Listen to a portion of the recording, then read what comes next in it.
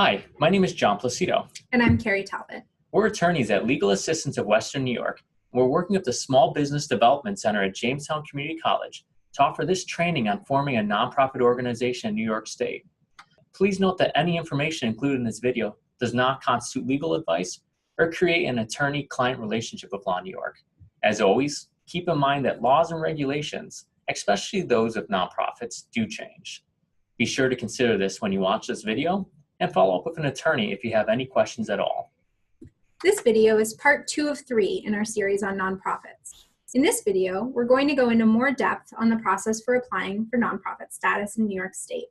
Check out our 3rd video in this series for more detailed information on how to apply for tax-exempt status. Now, in order to become a nonprofit corporation in New York, your organization needs to file a Certificate of Incorporation with the New York Department of State office. The first thing you'll need for preparing the Certificate of Incorporation is a name for your corporation. Your name must be an available name in New York State that doesn't match another corporation's. There are also certain prohibited or restricted words that cannot be used. To find out if the name you want to use is available, you can do a search for any current matches on the New York Department of State's website. If there are no matches and you'd like to reserve your name, you may send in a name reservation application with a fee of $10 or whatever the fee is now. This reserves the name for 60 days. Reserving your names is an optional step. After choosing an available name, your organization will need to complete a Certificate of Incorporation. When you are completing a Certificate of Incorporation, there is no specific form that you need to use. However, your Certificate of Incorporation does need to have a very specific list of things in it. We'll go through each of these requirements in turn so that you know exactly what you need to get started. First, after stating the name of your corporation, your organization needs to provide a statement that your organization is a corporation as defined by Section 102, subparagraph A5 of Not-for-Profit Corporation Law.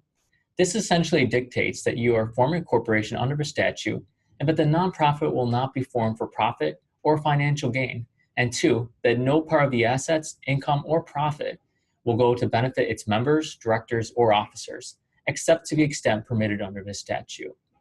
Now, second, your organization is going to need to identify whether your nonprofit or corporation will be a charitable or non-charitable corporation.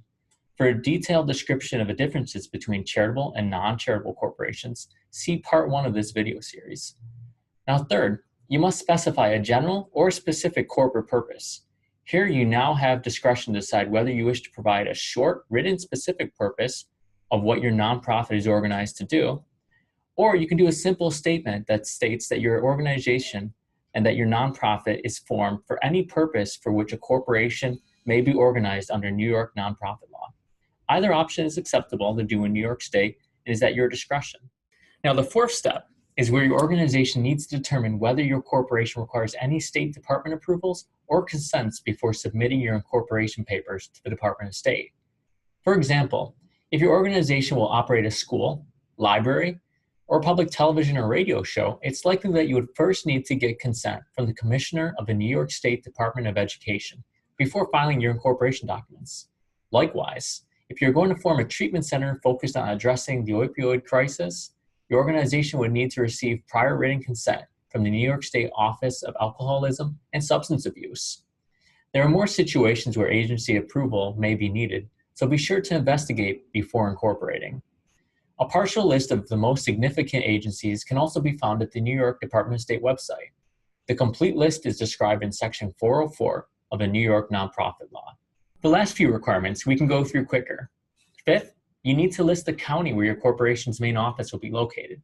6th, you need to identify at least 3 initial board of director members and their addresses for the corporation. 7th, you're going to need to provide a usable address for your corporation for service of process from the Secretary of State. Now, 8th, you'll likely need a dissolution clause to address where your assets and funds will go in case your corporation has to wind down or dissolve. For charitable corporations intending to become tax exempt under 501c3, this statement generally must advise that all leftover assets will be provided to other 501c3 charitable organizations upon dissolution. Now, lastly, you're going to need to identify an individual who will be the incorporator for the Certificate of Incorporation. The incorporator could be an individual filing the Certificate of Incorporation and one of the listed board members. Now, the requirements we just went over are the bare minimum of what you need to include in your Certificate of Incorporation to become incorporated as a New York nonprofit corporation. However, if you're thinking about incorporating as a charitable nonprofit and your goal is to become exempt under the Internal Revenue Code 501c3, it's crucial to include some extra charitable language in your formation documents. Right now, this type of language includes, first, a statement that your corporation will refrain from supporting or opposing candidates in political campaigns. Second, a statement that ensures that your corporation's net earnings do not inure to the benefit of private shareholders or individuals, which essentially means that there's going to be no transfer to the benefit of private shareholders. Third, a statement that your corporation will not further any non-exempt purposes and not be organized or operated for a primary purpose not related to your exempt purposes. And finally, a statement that your corporation will not devote more than an insubstantial part of your activities to influencing legislation. All this is outlined in Section 501H of the Internal Revenue Code. Also, you should have a dissolution provision in your incorporation documents that say that any remaining assets will be used exclusively for other qualifying 501c3 tax-exempt organizations. Once you finalize your Certificate of Incorporation, you're set to forward it to the New York Department of State along with the filing fee. You may also request expedited handling, and you have the option to request a certified copy for an additional fee. Shortly thereafter, you should receive either confirmation that your organization is now a nonprofit corporation, a denial, or a request for further information.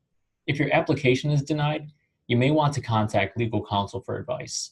Once you've incorporated under state law, you have 27 months to file an application for retroactive tax-exempt status with the IRS. For more information on applying for tax-exempt status under 501c3, please see Part 3 of this video series. Should you need further guidance, please be sure to contact legal counsel for further assistance. Thank you.